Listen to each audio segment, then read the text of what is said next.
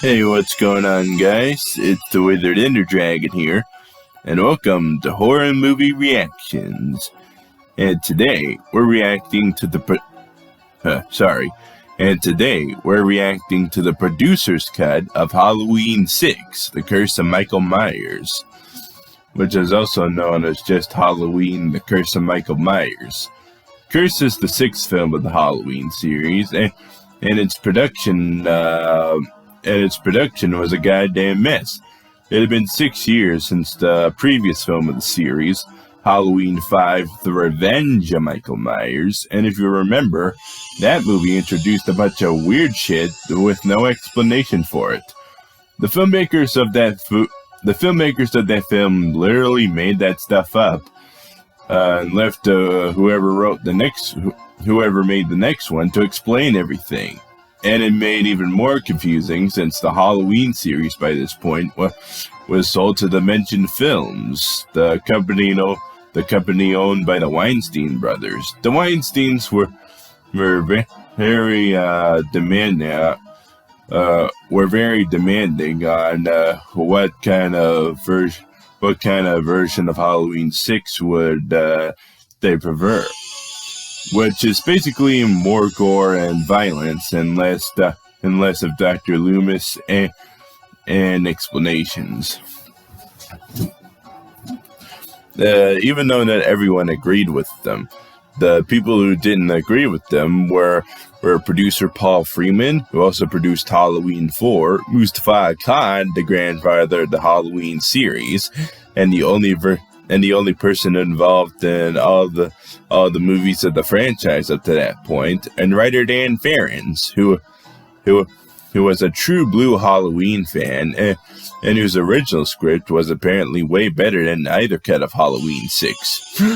Movies, man, they're messy to make, and even though those guys, as united as they were against the Weinsteins, couldn't come to an agreement on what they wanted for the film, and thus Halloween 6: The Curse of Michael Myers felt like a pretty big bomb when it was released. The producer's cut is the original cut, the one the Akkad and Freeman, and the one that Akkad and Freeman made. And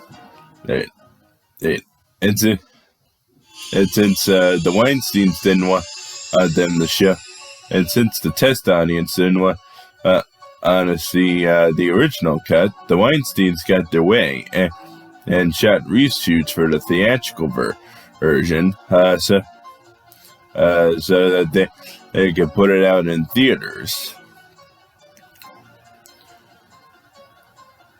It's just screw this. It's just a lot of stuff to get into right now.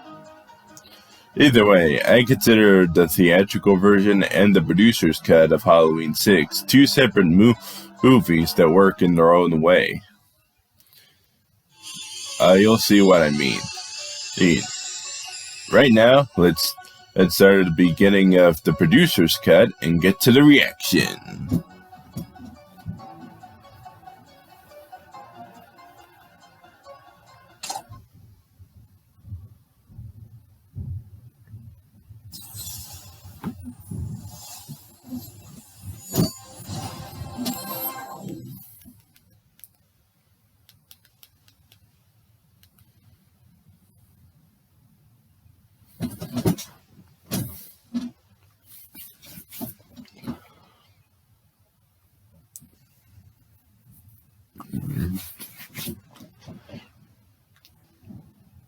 Right off the bat, we get a different font in the producer's cut.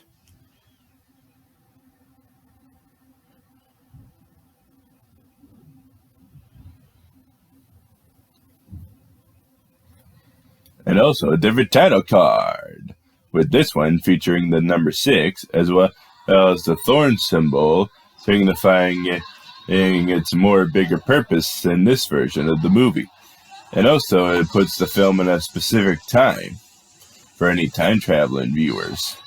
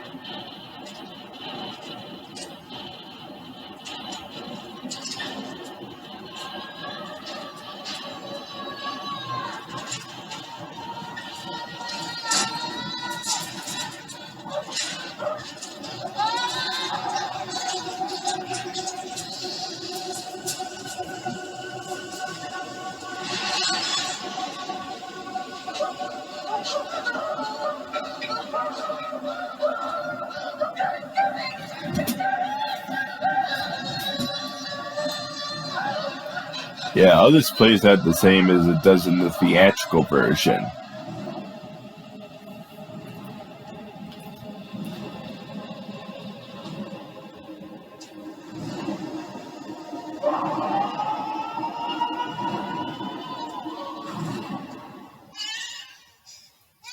Yeah, like I said, all this plays out the same in the theatrical version. Please give it to me. Except this time, we get a better shot of the man in black. People were understandably confused about the inclusion of the character in the series, but if you want to explain what he's doing here, you gotta at least feature him a little more.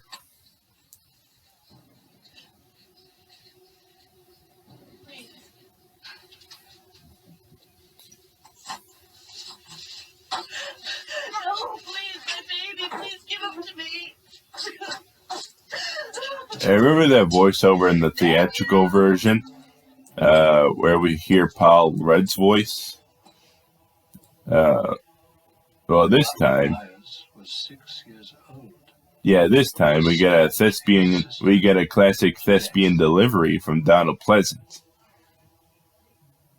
For years he was locked away in Smith Grove Sanatorium.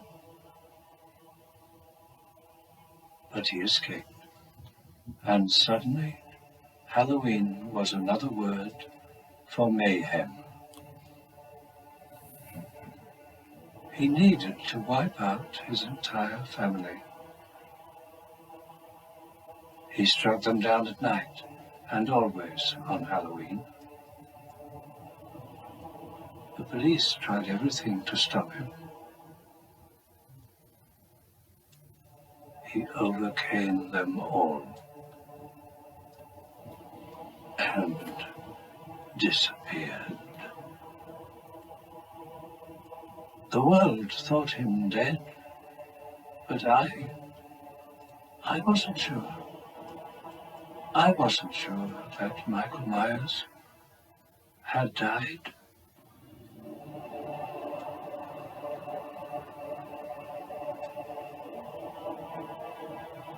Then we get a flashback to the end of part 5.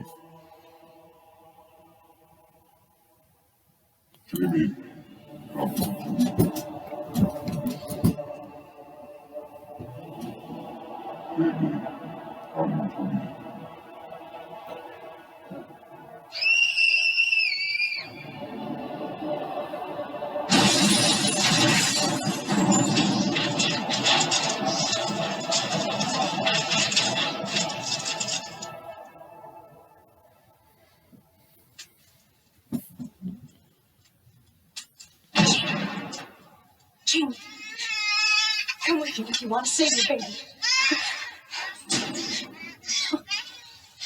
Abby's coming. We've got to move now. Come on.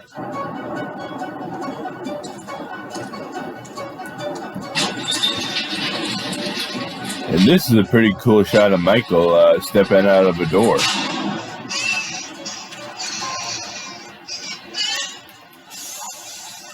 And we get the classic Halloween theme we all know and love.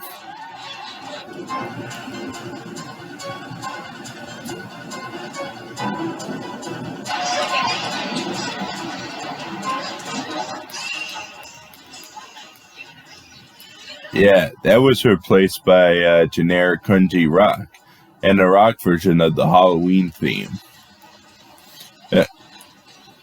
And also, the transitions don't have that annoying strobe light effect. But other than that, all this plays out the same as it does in the theatrical version.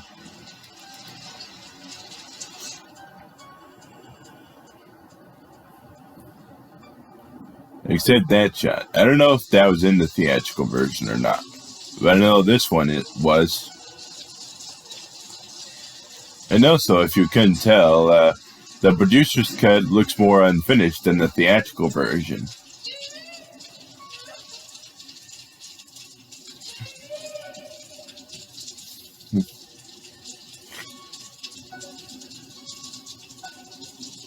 also we could see Michael here a little more.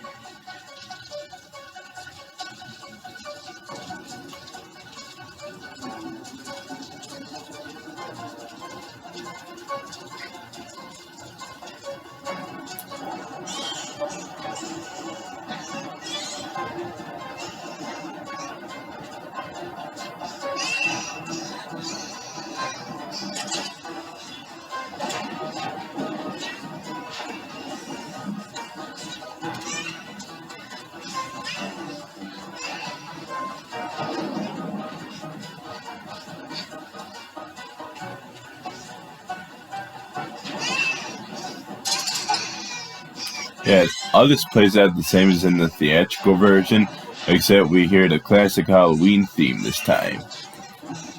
And not the rock version like there was in the theatrical version.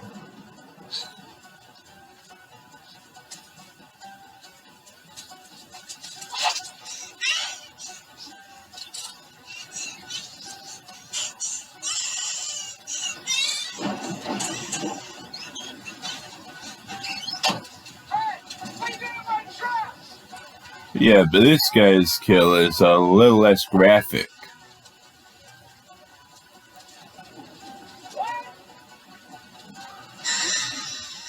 See? Less graphic.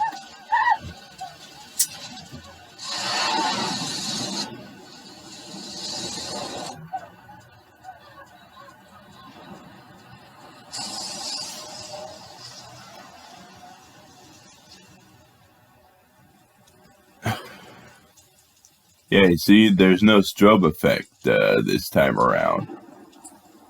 Sure, there is some flashing, but that's from the lightning, not the annoying strobe effect.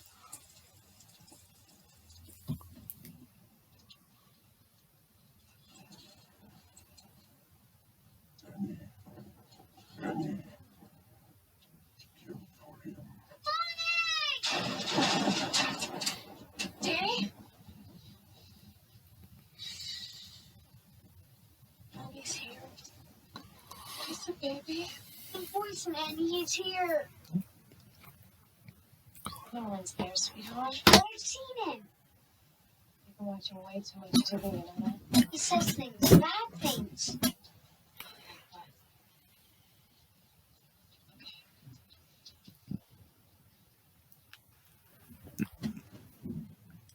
Yeah, I paused that part of the movie.